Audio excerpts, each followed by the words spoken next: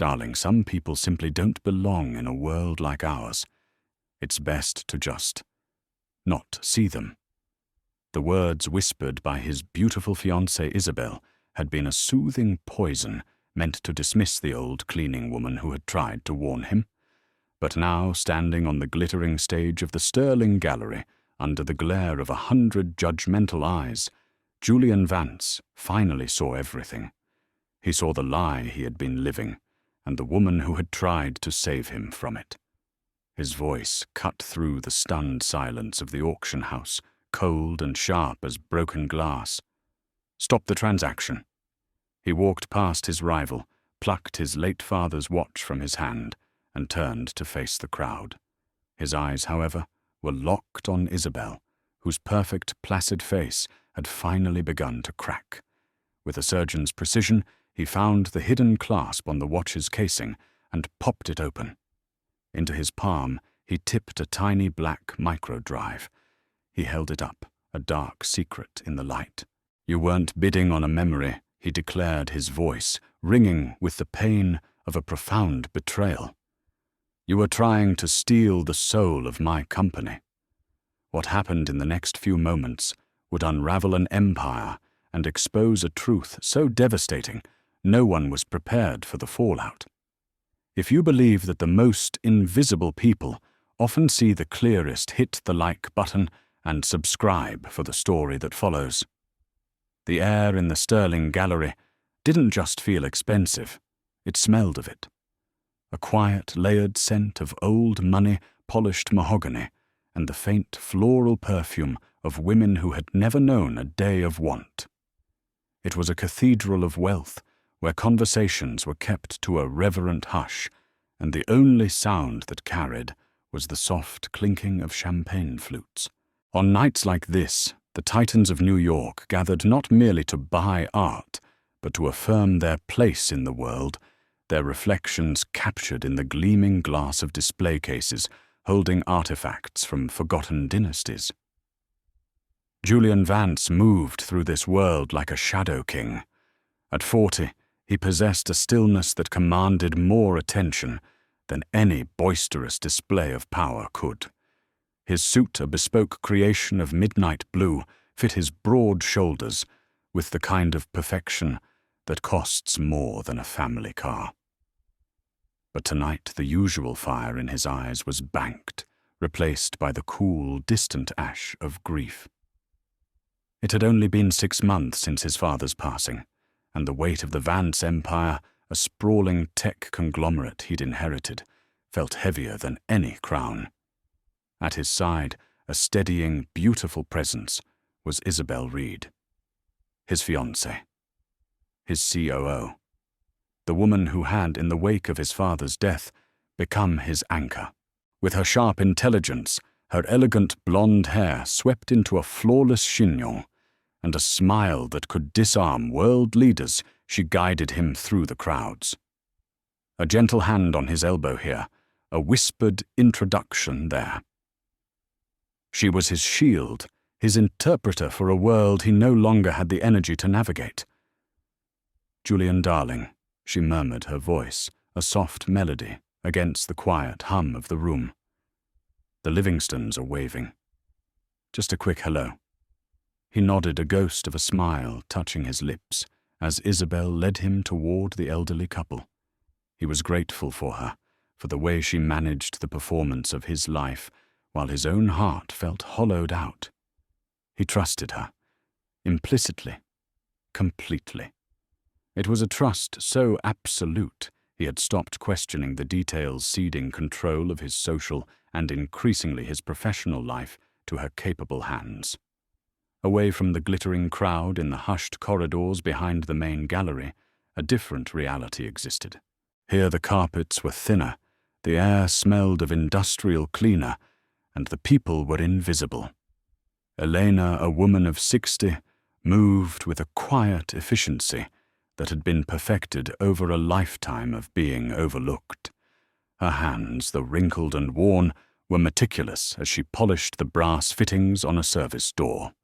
Her uniform was clean-pressed, but it rendered her part of the background, a detail no more significant than the light fixtures or the marble tiles. She had worked nights like this for 15 years, and she had learned the art of seeing everything while being seen by no one. It was from a shadowed alcove near the VIP lounge that she saw it. Isabel Reed, the billionaire's beautiful fiancée, had slipped away from his side. She was speaking to a man Elena recognized instantly from the business pages, Marcus Thorne, Julian Vance's most ruthless corporate rival. The conversation wasn't friendly. It was clipped tense. Isabel's posture was rigid, her smile gone. Thorne listened, a predatory stillness in his eyes, before giving a sharp, almost imperceptible nod. Then, with a sleight of hand so practiced it was nearly missed, he passed her a small metallic object, no bigger than a cufflink, which she quickly concealed in her clutch. Isabel gave a final warning glance, before melting back toward the main gallery, her public smile reappearing as if it had never left. Elena froze, her cleaning rag forgotten in her hand. Her heart began a slow, heavy drumbeat against her ribs. She had seen transactions like this before, in different lives, in different countries. A secret passed, a loyalty sold. It was a language she understood on a cellular level, a language of betrayal. For 10 minutes she wrestled with herself. To speak up was to risk everything. Her job, her quiet existence. She was a 60-year-old immigrant cleaner. He was Julian Vance. And the woman she was accusing was his future wife. The power imbalance was a chasm too wide to cross. And yet she had seen the flicker of something cold and calculating in Isabel's eyes, and she had seen the shadow of pain that Julian carried so heavily on his shoulders. He was a man walking through a minefield, holding hands with the person who had planted the mines. Taking a deep, trembling breath, she abandoned her cleaning cart. She walked toward the edge of the main gallery, her worn, rubber-soled shoes silent on the polished floor. She saw Julian standing alone for a moment, looking at a painting, his guard down. This was her only chance. She approached him hesitantly, her hands clasped in front of her. "Sir," she began, her voice barely a whisper, her English carrying the soft, melodic accent of her homeland. "Excuse me, sir." Julian turned his eyes, taking a moment to focus on her, to even register her presence. "Yes, sir, I do not wish to cause trouble," she stammered, her gaze darting toward Isabel, who was now engaged in conversation a few yards away. "But the woman, your lady." Isabel's head turned, her senses seemingly tuned to any threat. She saw Elena speaking to Julian, and her charming smile tightened by a fraction of an inch. She began walking toward them, her stride graceful but purposeful. "You must be careful," Elena whispered her words, rushing out in a torrent of urgency. "I saw her with Mr. Thorne, the other man. They exchanged something. In secret." Before Julian could process the words, Isabel was there. She placed a perfectly manicured hand on Julian's arm, her expression a mask of gentle concern. "Is everything all right, my love?" she asked, her eyes flicking to Elena with a look that was pure ice. Then her gaze softened into condescending pity as she addressed Elena directly. "Thank you, that's enough," Isabel said, her voice syrupy sweet, but with an undercurrent of steel. "Mr. Vance doesn't need to be bothered. You can go back to your work now." She turned back to Julian, dismissing Eleanor as if she were a piece of lint to be brushed away.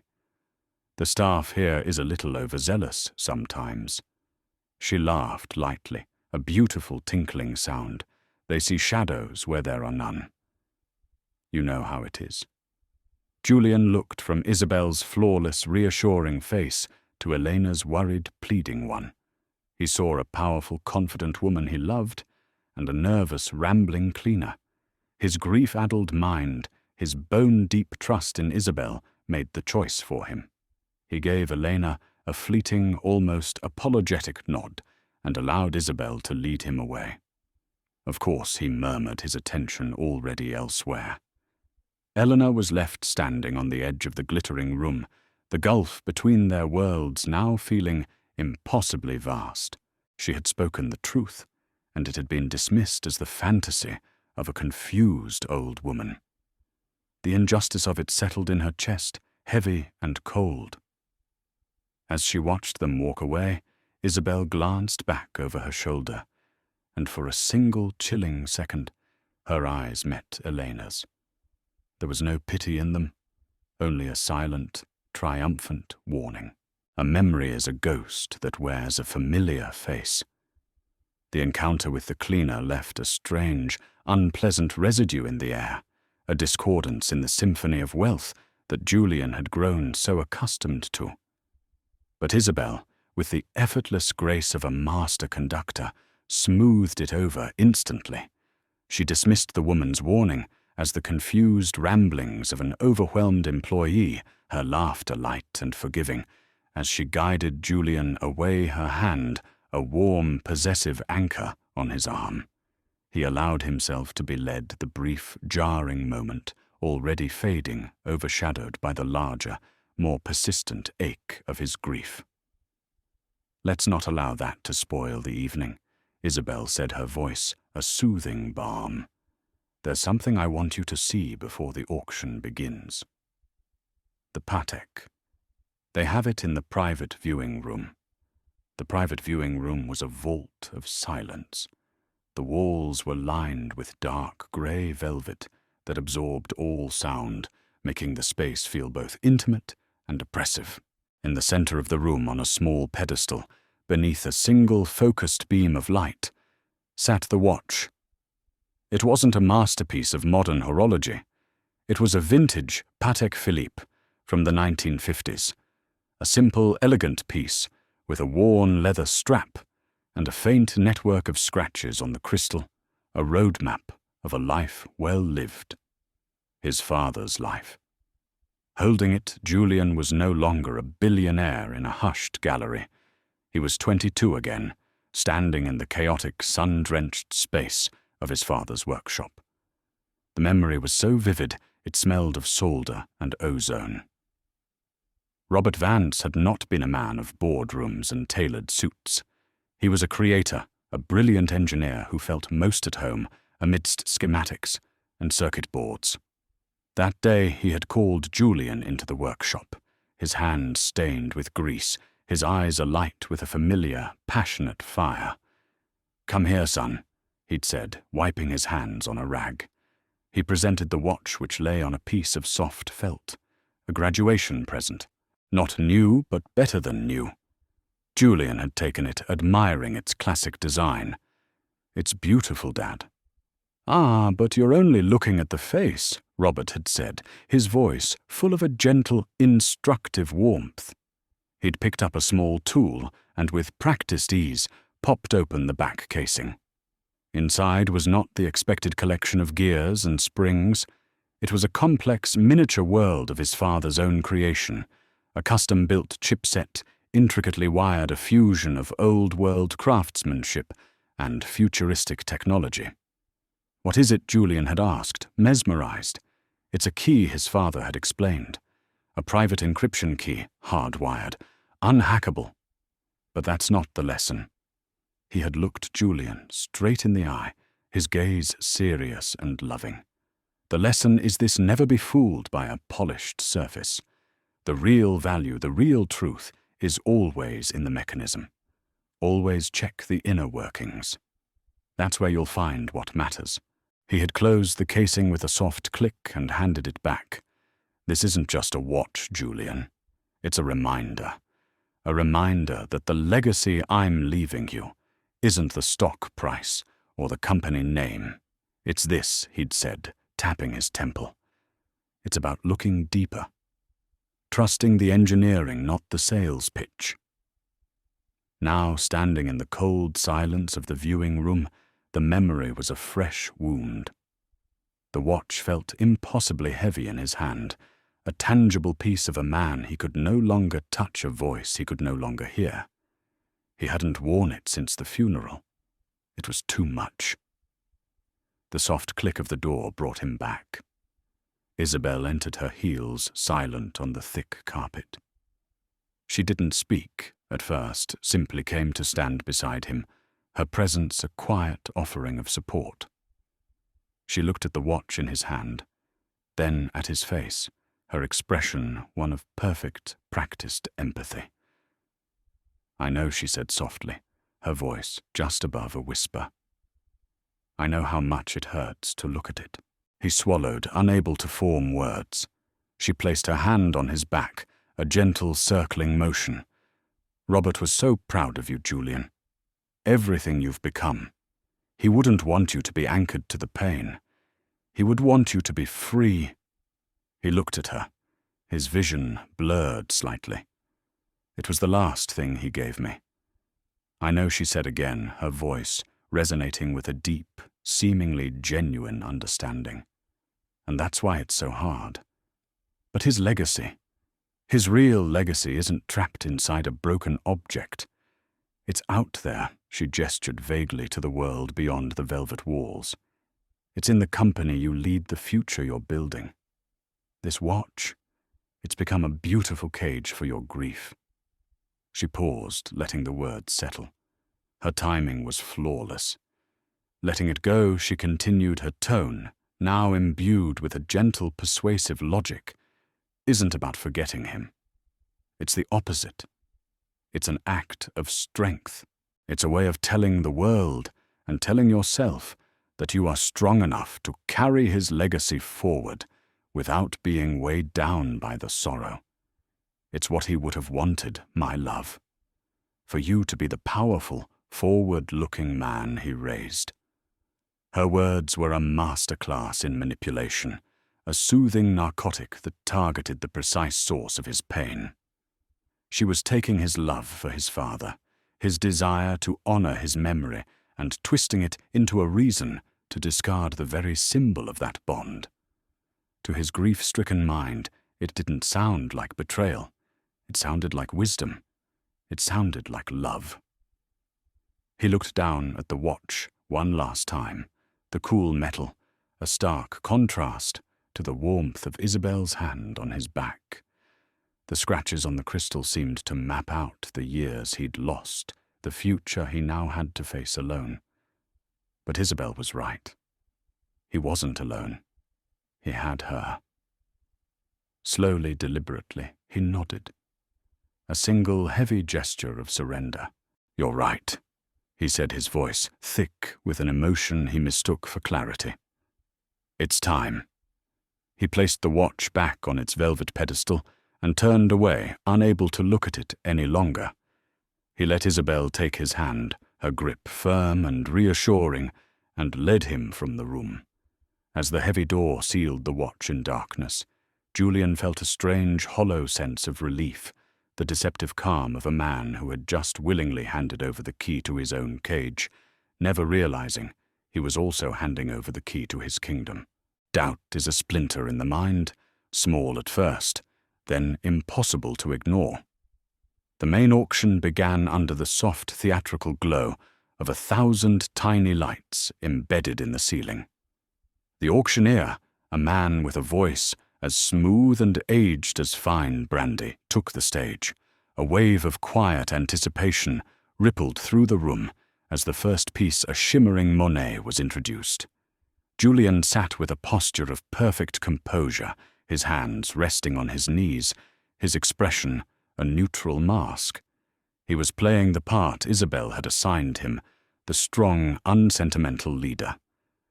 But underneath the stillness, a quiet storm was brewing.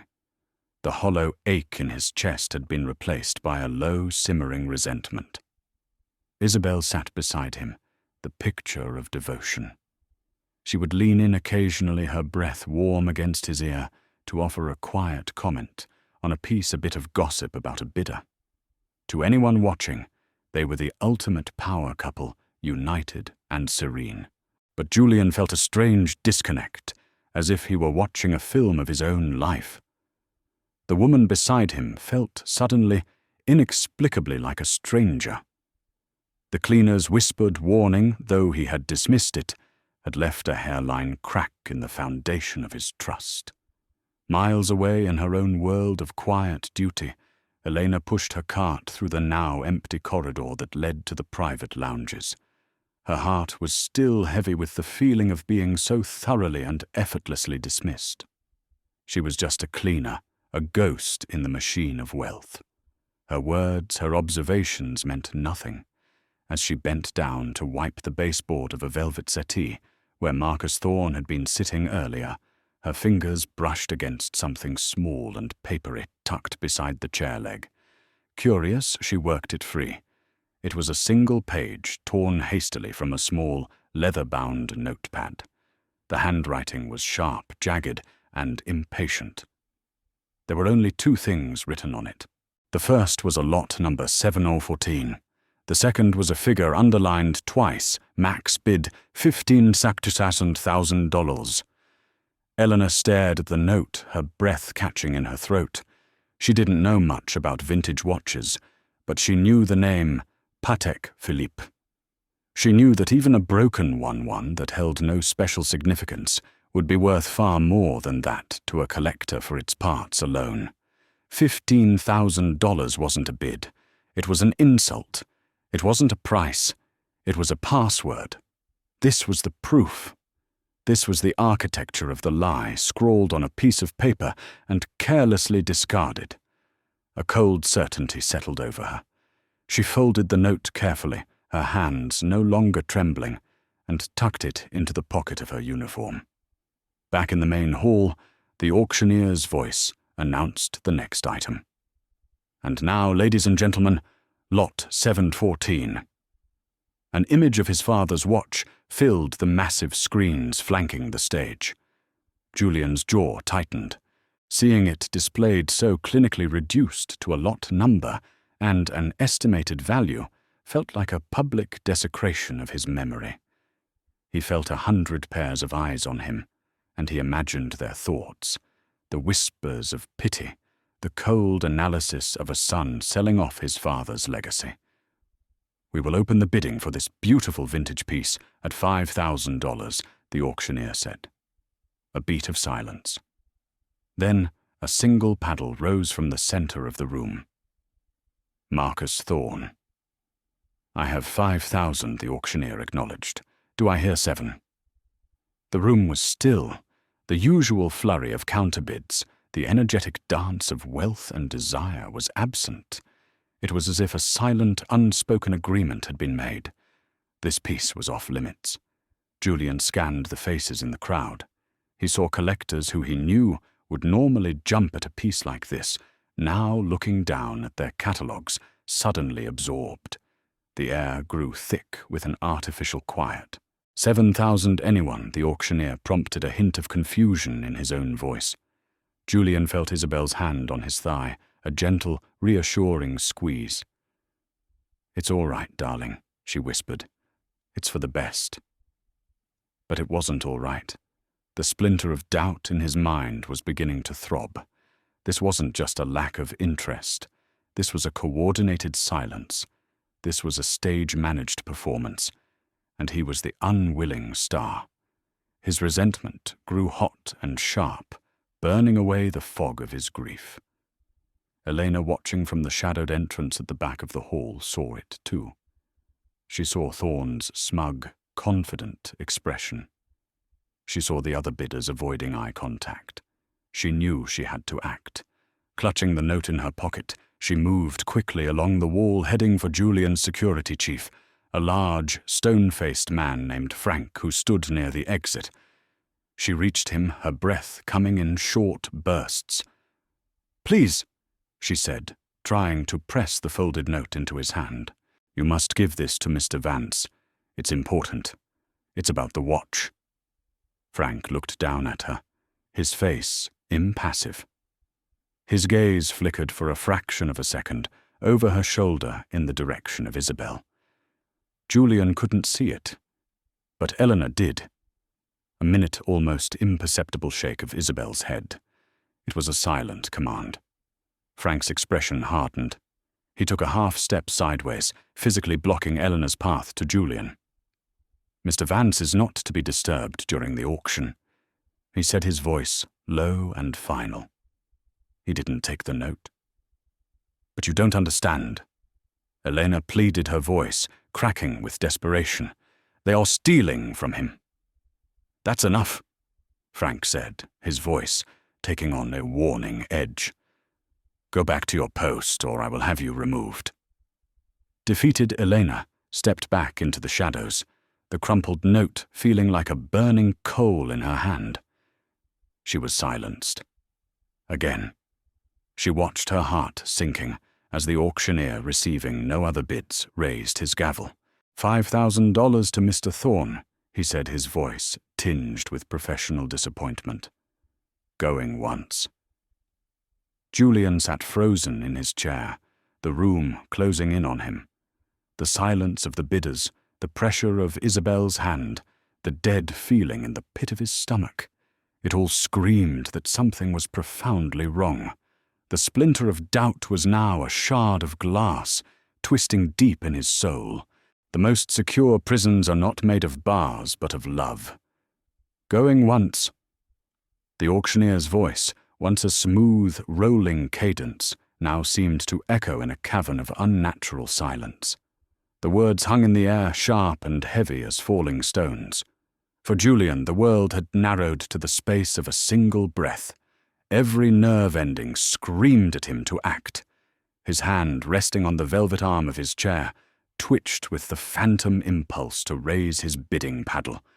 It was a physical urge, a primal need to reclaim something that was being stolen from him in plain sight. He looked at the screens, at the cold digital image of his father's watch. $15,000. It was less than the cost of the suit he was wearing. It was less than the price of the vintage champagne being poured freely in the lobby. It was a mockery, a public execution of a private memory.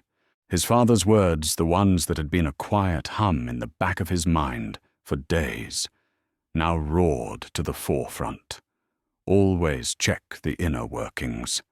His gut, the instinct that had guided him through 100 ruthless business deals, was telling him that the inner workings of this entire situation were rotten. The coordinated silence from the other bidders, Thorne's predatory smirk, Isabel's serene, almost too perfect calm. It was all a performance, a carefully orchestrated play, and he was the only one who hadn't been given a script. The resentment that had been simmering inside him began to boil a hot, acrid taste at the back of his throat. It was resentment for their audacity, their disrespect, and a deeper, colder resentment for his own blindness. He turned to Isabel, his voice a low, urgent whisper that was lost in the vast, quiet room. "This is wrong, Isabel. Something is happening. I'm stopping it." He reached for his paddle. It was a simple, numbered piece of plastic, but at that moment it felt like a weapon, a declaration. And then her hand was on his, stopping him. It wasn't a gentle touch.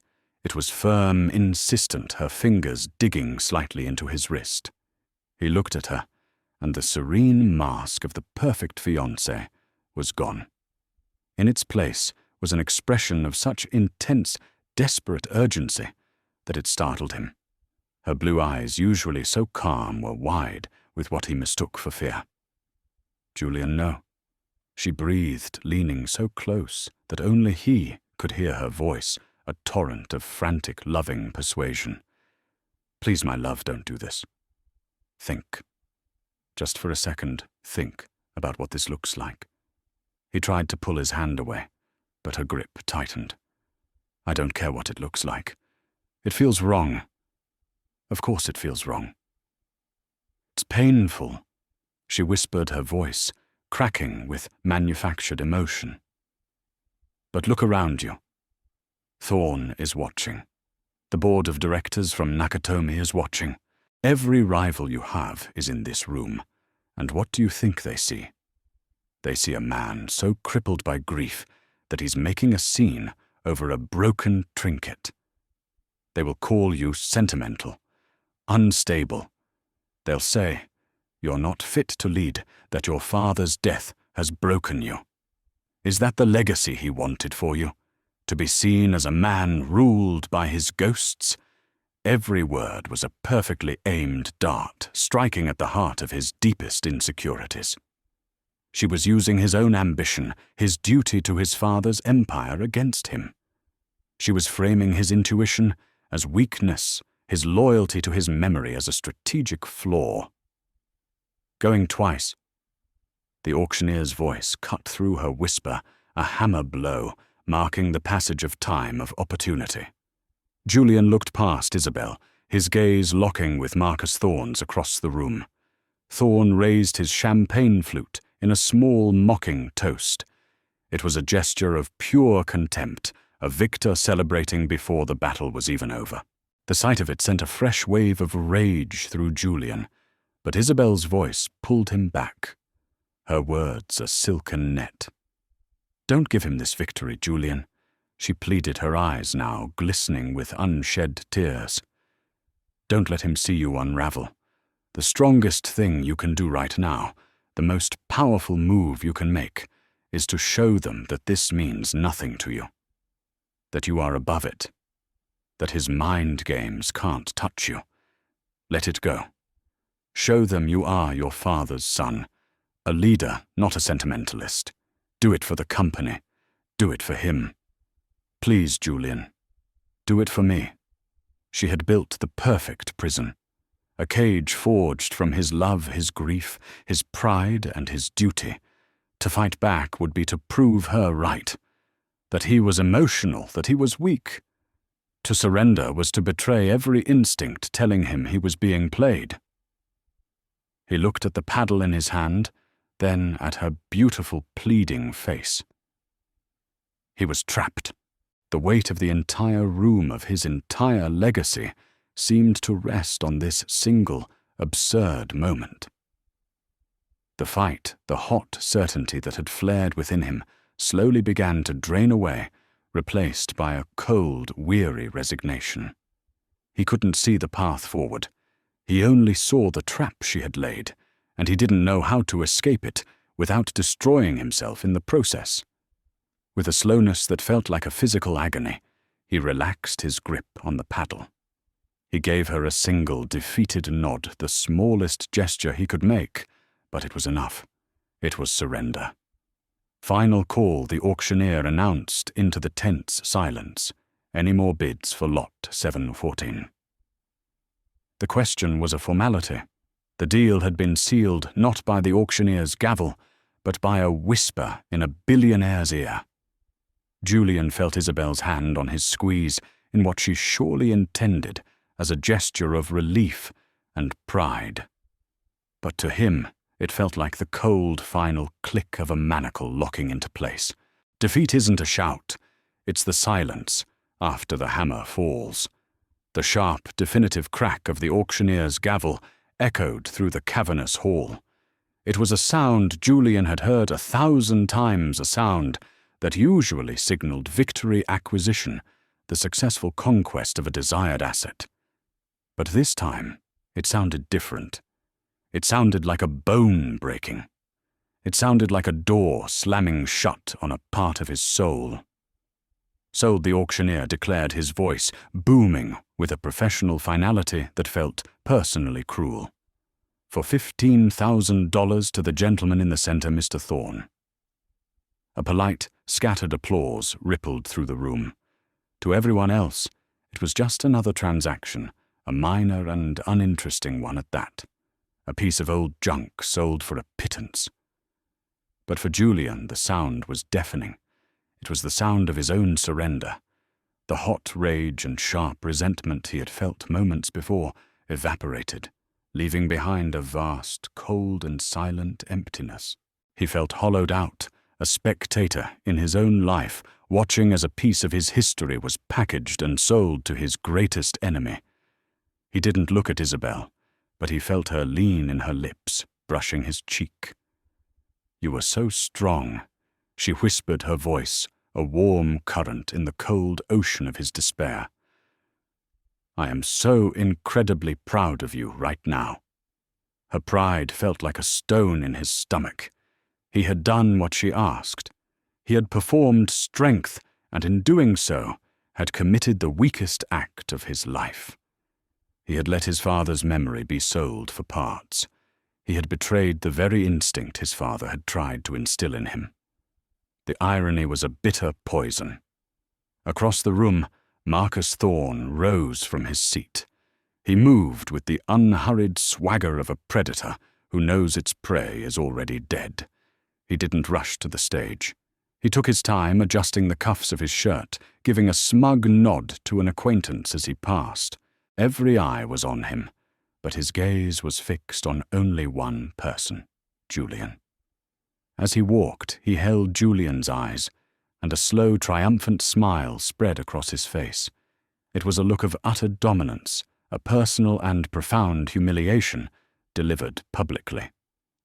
He reached the stage and accepted the watch from a white-gloved attendant. He didn't just take it, he cradled it for a moment, then held it up to the light, inspecting it, not with a collector's interest, but with a conqueror's arrogance. He turned the watch over in his hand, his thumb brushing over the back casing, and for a terrifying second, Julian thought he was going to open it right there. But he didn't. He simply gave a final dismissive glance at it before slipping it into his jacket pocket, as if it were nothing more than a cheap souvenir. The show was over. The prize was claimed. Isabel's hand was on his arm again, gently pulling him to his feet. "Let's go, darling. Let's get some air." People are starting to stare. He allowed himself to be moved, his limbs feeling heavy and disconnected. As they stood, a few people approached their table. An elderly man with a kind face patted his shoulder. A difficult thing to do, Julian. A brave choice.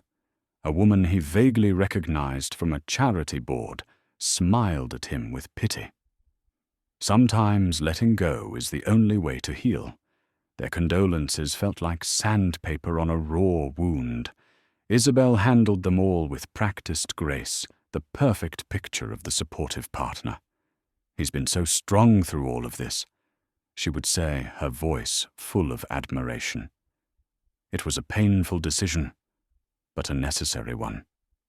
From the back of the room, hidden in the shadows of a marble column, Elena watched. She saw the slump in Julian's shoulders, the deadened look in his eyes. She saw Isabel glowing with a triumphant light that only she seemed to recognize.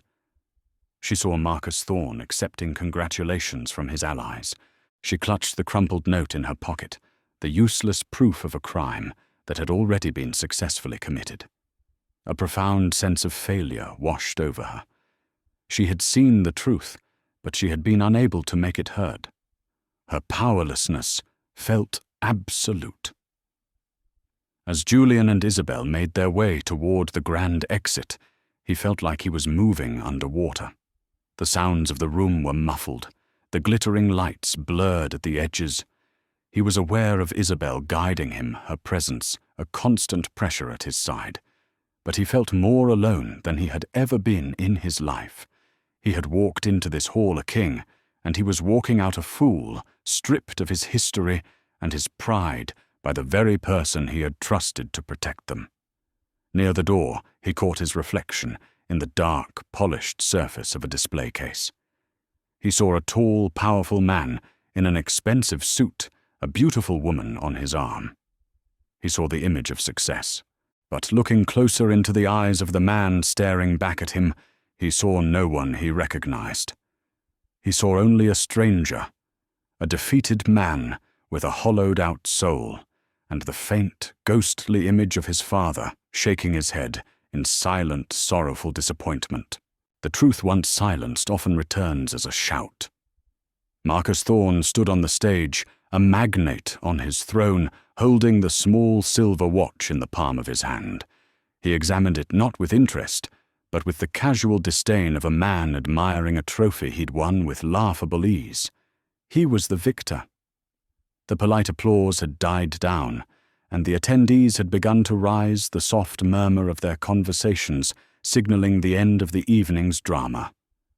Julian, with Isabel's hand still a cold weight on his arm, was near the grand archway, a few more steps from being swallowed by the New York night. He was a ghost moving through the motions, his spirit already having conceded defeat. It was then that a voice, sharp and raw, with a desperation that defied the room's decorum, sliced through the air. "Stop, Mr. Vance, stop!" Every head turned. Pushing through the dispersing crowd, her uniform in disarray, her face flushed with frantic purpose, was Elena. The security chief, Frank, moved to intercept her, his large hand reaching for her arm. "I told you that's enough." "No," she cried, shoving his hand away with a strength he didn't expect. She broke free, stumbling into the open space, her eyes locked on Julian. Her voice was no longer a whisper.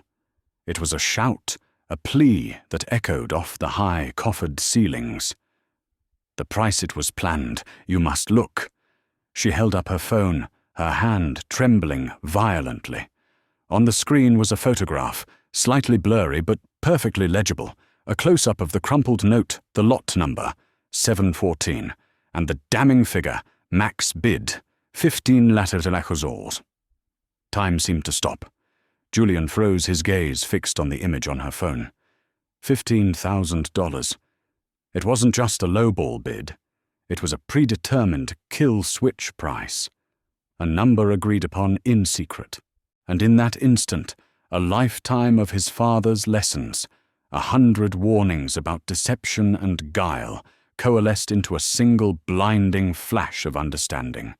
His father's voice, a memory he had been chasing for months, was suddenly there speaking in his mind with absolute clarity. Always check the inner workings. The fog of grief, the narcotic of Isabel's reassurances, the crushing weight of his own perceived failure. It all burned away in a fraction of a second, replaced by an electrifying, ice-cold fury. He saw it all. Isabel's feigned concern, Thorne's mocking toast, the chillingly coordinated silence of the other bidders. It had been a lie, a breathtakingly audacious, perfectly executed heist of his own history, and he had been its willing, broken-hearted accomplice. The change in him was absolute. The slump in his shoulders vanished.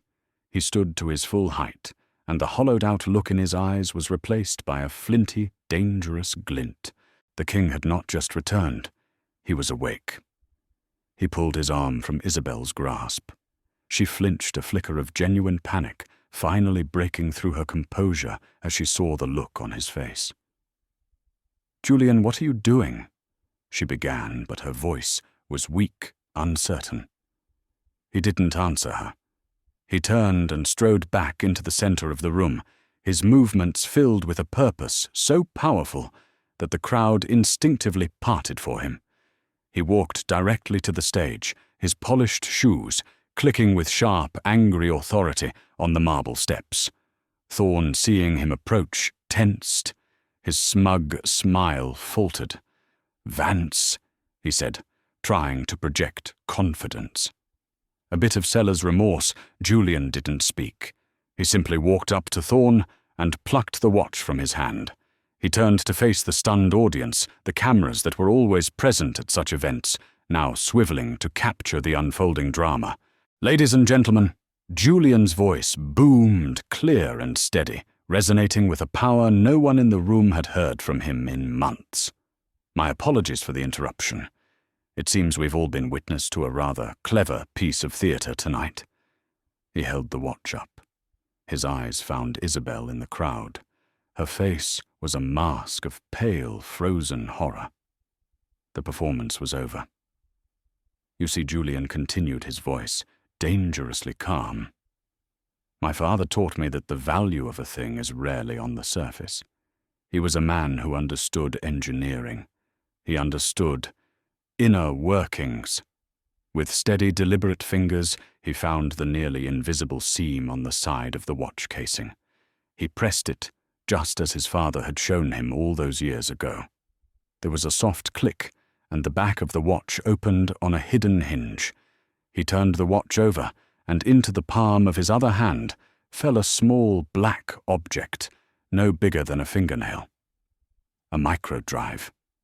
He held it up for all to see. The cameras zoomed in. Gasps rippled through the audience. Mr. Thorne wasn't bidding on a broken timepiece. Julian announced, his gaze finally settling on Isabel, a look of cold final judgment in his eyes. He, in collusion with my fiancée, Ms. Reed, was attempting to purchase this, the original hard-coded source key to every piece of Vance technology software, the foundation of my company. He let the weight of his words sink in. For $15,000. The room erupted. It was a wave of sound. Shock, outrage, the frantic whispers of a scandal being born in real time. Isabel stood paralyzed, exposed under the glare of 100 pairs of eyes. Her carefully constructed world had just been detonated. Frank, the security chief, now realizing the magnitude of his error, moved with grim purpose toward Thorne. Another guard began to walk toward Isabel. Julian stood on the stage, the watch in one hand, the tiny drive in the other. He was no longer the grieving son, the manipulated lover, the defeated man. He was Julian Vance, his father's son, standing amidst the wreckage of a great betrayal, in complete and absolute control. The silence of his defeat had just become the shout of his victory. After the storm, the quietest voices are the ones that matter most. The chaos subsided, not with a bang, but with a slow, creeping silence. The flashing lights of police cars retreated, their sirens fading into the distant hum of the city. The last of the gawking attendees had dispersed, carrying with them a story that would be whispered in boardrooms and penthouses for weeks to come. The grand hall of the Sterling Gallery, once a stage for a devastating public betrayal, was now just a room. Empty chairs stood in disarray, discarded auction catalogues littered the floor, and the air, once electric with tension, hung heavy and still. Julian remained on the stage, the adrenaline that had fueled his righteous fury draining away, leaving behind a profound and aching exhaustion. The tiny microdrive was a cold, dense weight in his pocket. He had won. He had saved his company, exposed the conspirators, and reclaimed his power. But it was a hollow victory, a triumph that tasted of ash. The trust he had given so freely, the love he had believed was his foundation, had been nothing more than a meticulously crafted illusion. He was safe, but he was utterly, painfully alone. He saw her then, standing near the entrance. Elena. She wasn't looking at him.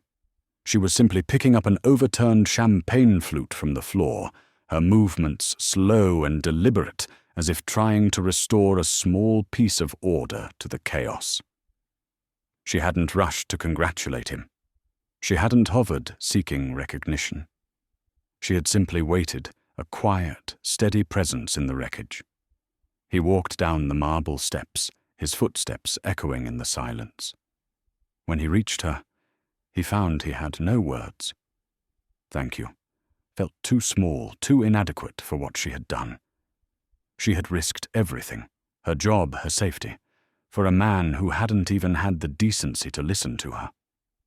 She looked up at him, her dark, kind eyes, holding no trace of triumph, only a deep, quiet understanding.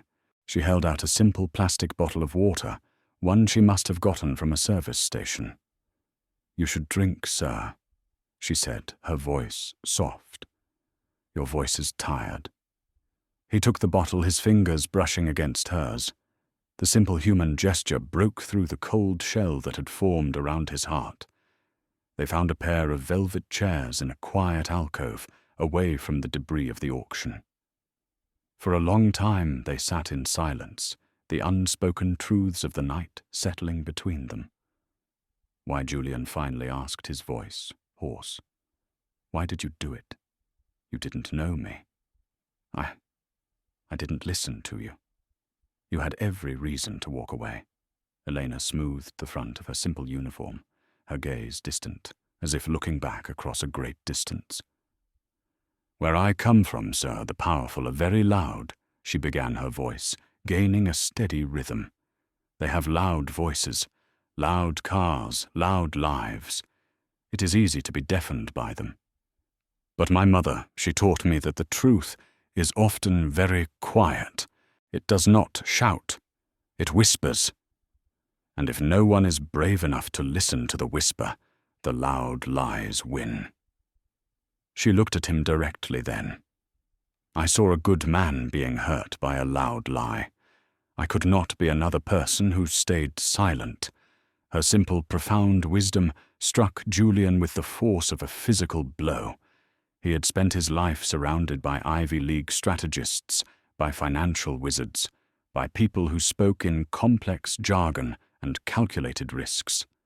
And yet this woman, with her quiet dignity and her mother's wisdom, had understood the truth of his situation more clearly than anyone. He leaned forward, his hands clasped between his knees.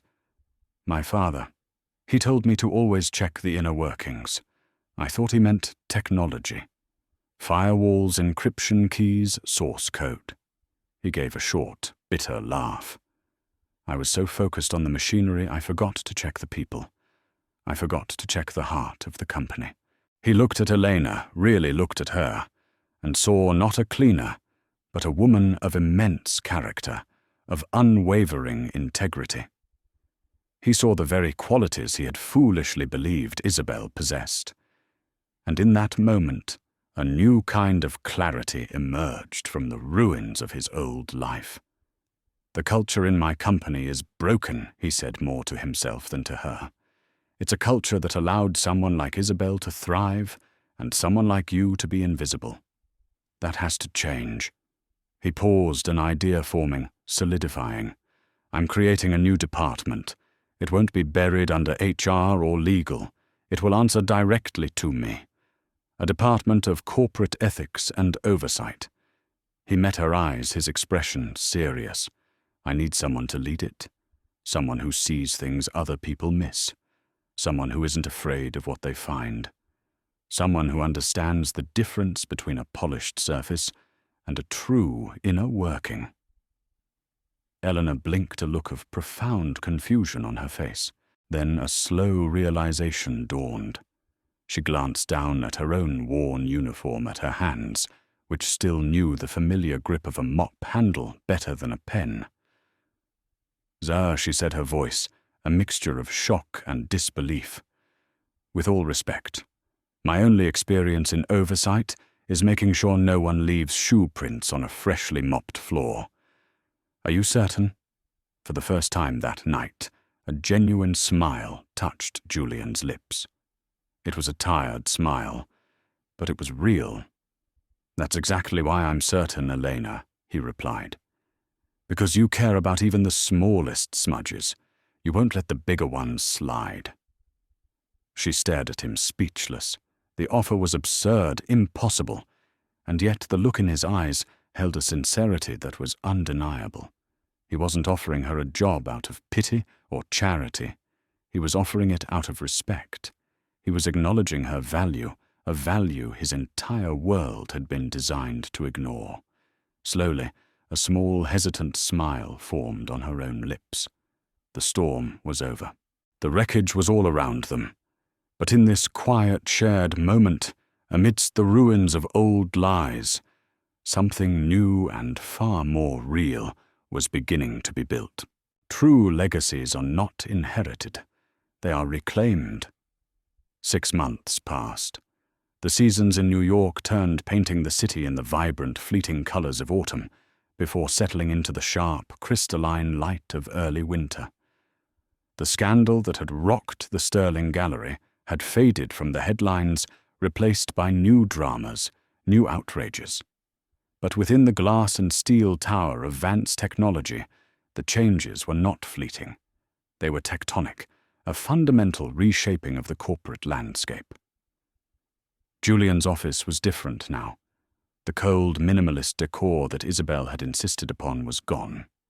In its place were warmer woods, shelves filled with books on engineering and ethics instead of abstract art and framed photos.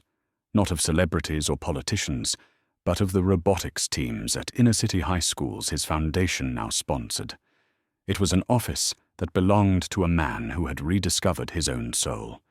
He sat behind his large desk, listening intently. Across from him, in a chair once occupied by the most powerful figures in finance, sat Elena. She wore a simple but sharp navy blue blazer and a crisp white blouse. Her hair was styled neatly, and she spoke with a quiet confidence that had been there all along, though now it had been given a platform. She was no longer a ghost in the halls. She was the conscience of the company, the head of the new Office of Corporate Integrity. She slid a thick-bound report across the polished surface of the desk. "This is the preliminary audit of our third-party suppliers, Mr. Vance," she said, her voice steady and clear. "As requested, I have marked the companies with questionable labor practices or financial irregularities in yellow." Julian picked up the report. He opened it and began to flip through the pages. The first page was a sea of yellow. So was the second. And the third? He continued, flipping, a slow smile spreading across his face as he saw that nearly every page was saturated with the bright, canary-colored highlighter. He looked up at Elena, his eyes twinkling with an amusement they hadn't held in years. "Elena," he said, his tone light and teasing, "I think it might be faster if you just showed me the suppliers who aren't a problem." Without missing a beat, she looked at him with a deadpan expression. "The cover page, sir," she replied matter-of-factly. "The cover page is fine."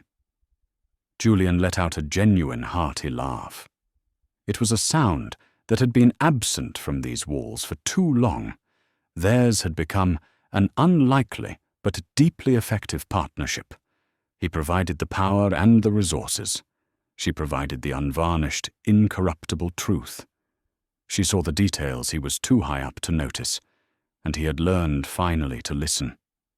His laughter subsided, and he looked at her with sincere gratitude. "Thank you, Elena. For this. For all of this. I am only doing the job you gave me, sir," she said simply. His gaze drifted to the corner of his desk. There, on a small velvet stand, sat his father's Patek Philippe. He had sent it to a master watchmaker in Switzerland, not to repair the custom chipset, which he had since decommissioned, but simply to restore the original beautiful mechanical movement. It was ticking now, a quiet, steady rhythm in the calm of the office. It was no longer a painful reminder of betrayal. It was something else entirely. He picked it up, the weight of it familiar and comforting in his hand. He thought of that night at the auction, of the cold dread, the feeling of being utterly lost. He had thought that by losing the watch, he had lost the last piece of his father. But he had been wrong. He had only lost the illusion he had built around himself. It had taken Elena, a woman his world was designed to render invisible, to show him what was real. She had not just saved his company. She had saved him from the prison of his own blindness. He set the watch down and looked at her, the most trusted advisor he now had. "My father told me a long time ago that this watch would teach me a lesson," Julian said, his voice quiet and reflective. "I thought I knew what he meant. I was wrong." He paused, his eyes meeting hers with a look of profound respect. "I just never knew it would be you who would be the one to teach it to me." Elena offered a small, humble smile. "Your father was a very wise man, sir. Perhaps you just needed a reminder of how to listen to the right voices." Later that evening, after Elena had gone home, Julian stood at the vast window of his office, looking out at the city. The lights of New York spread out before him like a galaxy of scattered diamonds. For years he had looked at this view and seen an empire, a map of his own power and success. He had seen buildings, assets, and markets. But tonight, he saw something different. He saw the millions of individual lights, each one a window into a home, a life, a story. He saw the streets filled with people, the Elenas of the world, whose integrity and quiet dignity were the true unseen foundation upon which everything else was built. He turned from the window and his gaze fell on the watch, its hands sweeping in their steady, rhythmic dance. Ticking. A constant, quiet reminder. Not of what was lost, but of what had been found. It was the sound of a legacy, not inherited, but reclaimed. And it was the sound of a future he was, for the first time, truly ready to build. In a world that chases glittering surfaces, we often forget that the most valuable truths are rarely loud. They don't announce themselves in boardrooms or at galas. They are found in the quiet corners, in the steady, overlooked gaze of a person whose integrity is their only currency. Julian Vance had an empire of assets, but he was bankrupt in the one thing that truly matters: trust. He had to lose almost everything to finally learn how to see, not with the eyes of a billionaire, but with the heart of a man. It makes you wonder, doesn't it? Who are the invisible people in our own lives, the ones holding a quiet truth that we might be too busy or too important to notice? If this story resonated with you, perhaps you could share it with someone who also believes that true character is often found where we least expect it. Your thoughts are what give these stories meaning, so we would be honored if you left a comment below. And to ensure you don't miss our next journey into the heart of what truly matters, we hope you'll subscribe and join our community. Until next time, take care.